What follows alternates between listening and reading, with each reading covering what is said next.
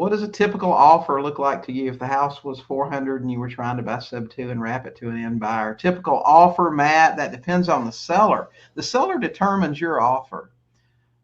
Let's just take your $400,000 house, for example. If this person was in foreclosure and they owed 200 and the house was worth 400 and I knocked on the door and they were in the process of moving, I would, talk to them about, what's going on. And they say, oh, yeah, we're getting a divorce. We're just moving. We don't care. We don't want the house. Okay.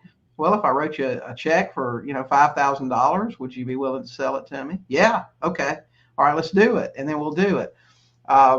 It just depends. If they call us from an ad and they have a house worth 400 and they owe 200 and they want 200,000 in equity, I'm going to say, okay, we'll be glad to buy your house. We'll pay your 400, but here's how we do it, and we'll take over the payments. We'll pay your 200,000 for your equity, but we'll have to do that in payments. How much do you have to have up front?